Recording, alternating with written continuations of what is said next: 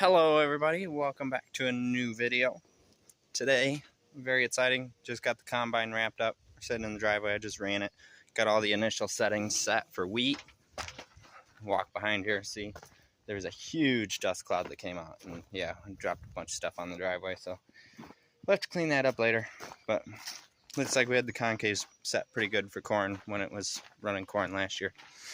So now we're gonna pull the head out, get it hooked up, and go through that, nose it in front of the shop. It'll be a little difficult. It's not exactly easy 25-foot swath through here. I don't think there's a lot or much of anything to get done on this. Basically just gotta, from the cab, suck the cutter bar up into rigid mode, and then basically go through all of these sickle sections, make sure they're all good, which when they're in the barn, I kind of walked through them. I didn't see any.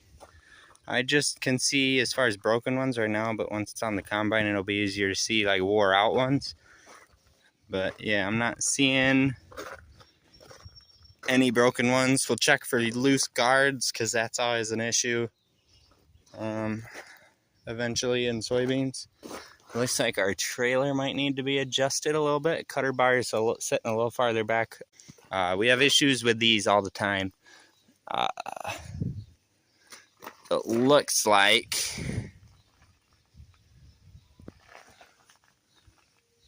I don't know, the bushing's where it's supposed to be, but this is all kind of down farther than I'd like to see it. Well, that would be because, I don't know, there's 3 bolts missing right there. They're all, there's a nut missing, a bolt missing.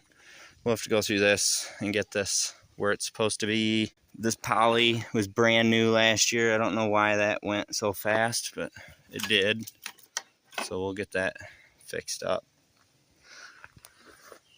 But aside from that, I don't see anything major on this. It's a fairly simple machine.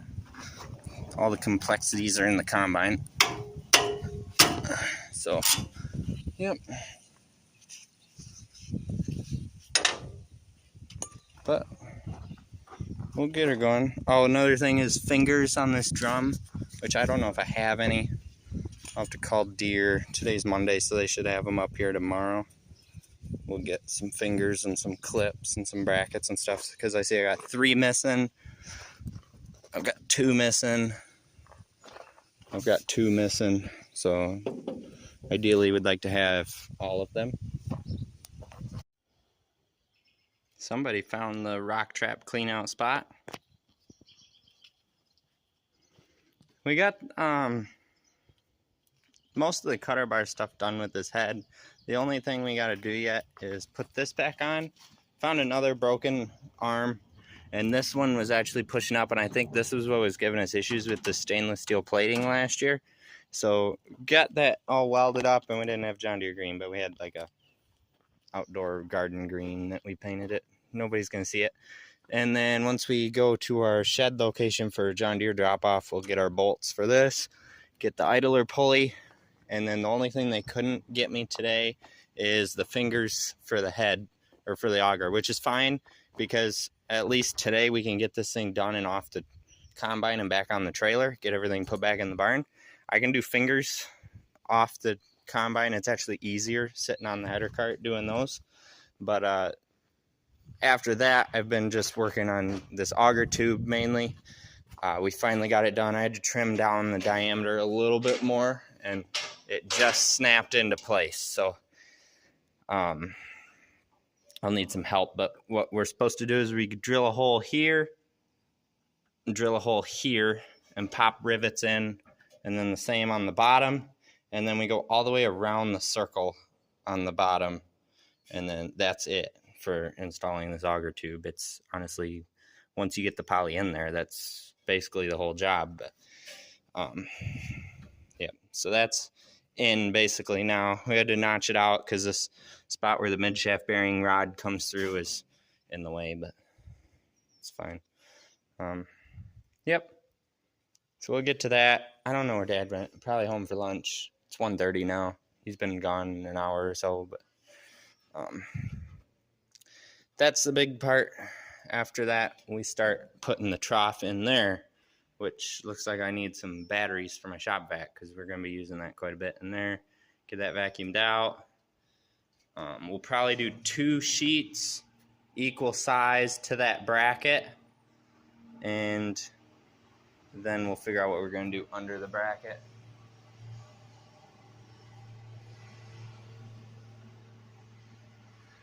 And then from there, we'll do another second sheet going up higher. That'll go underneath the bracket, or on top of that mid shaft bracket. So it'll cover up all that and so on and so forth. So, well, we've made some progress today. I've just been in the zone, just trying to get as much stuff done as possible so that we can get in the field and doing wheat. So I apologize for not getting footage of anything, but I do feel better where we sit today than I did at the beginning of the day. For one, you can see in front of the shop here, combine's gone. It's in the barn, head's in the barn. Only thing that's got to be done yet is those fingers, which if they don't come in time to harvest wheat, that's fine. There's enough on there we can get going without them. But that is ready to go. Everything's greased. We literally just got to drive it to the, well, put fuel in it and then drive it to the field. Now I've been working on the grain cart. I'll climb up on top, show you guys what we got. We've got our rear piece of poly laid out there. It's marked to cut. I'll cut it tomorrow. I'm waiting for some batteries to charge, so I have some tools again. We have the auger liner done. 2 rivets in the top. There's 6 down there on the bottom. So that's all set.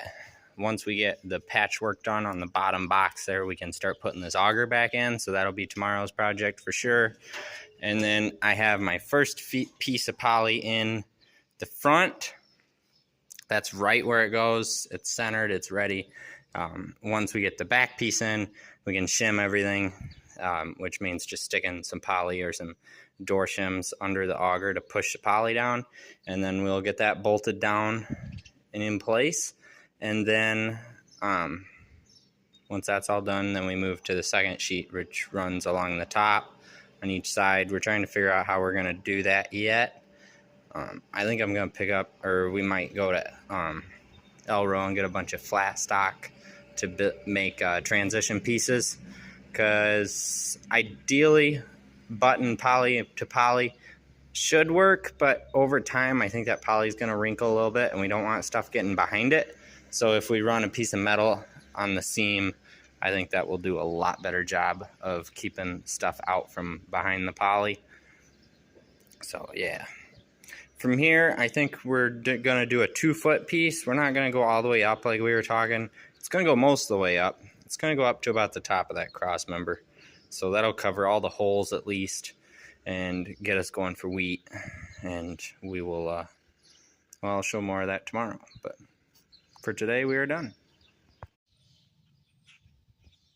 We got some rain last night. I don't think it was that much. I think there's 3 tenths in here that I forgot to dump out. So I think that's 1, 2, like 4 tenths we got last night, overnight.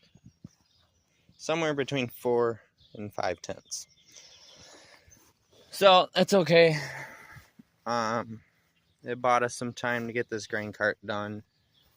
And then, honestly, we probably could have ran wheat yesterday, but I'm really not looking forward to running wheat without this cart. So I think this will be a big game changer when it comes to getting wheat done in a timely fashion.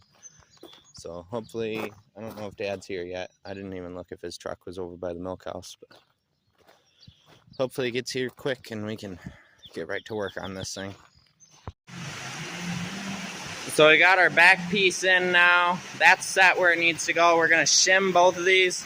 Then I'm going to cut a little piece to go in there under the mid shaft. There's no flighting there, so I think we can get away with either like a self-tapping screw or drilling up from the bottom and putting some real wide head bolts in there. We don't have to worry about flighting, hitting it and tearing it off. But it's just a little 4 1/4 inch wide by 20 inch band that's got to go in there. So, and then once that's done, we'll shim all this poly tight to the floor, and then put in our second pieces, see where they end up, and then we'll probably make a run to the metal store for some metal strapping to tie all this down. But as you might be able to hear, it is raining currently, which you guys probably can't see, but it's raining pretty good.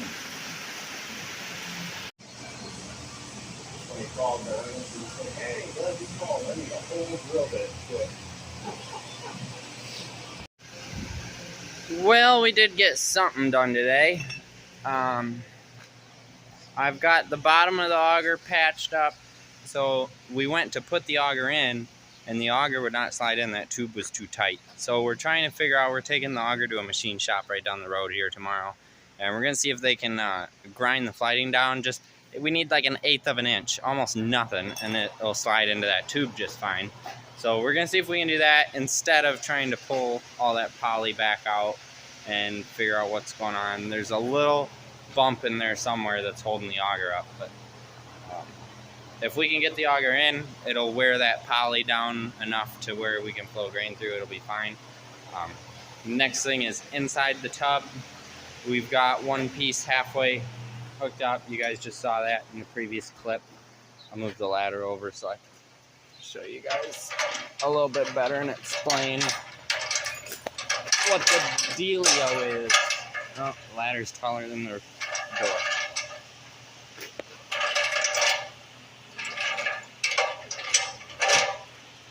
Come on.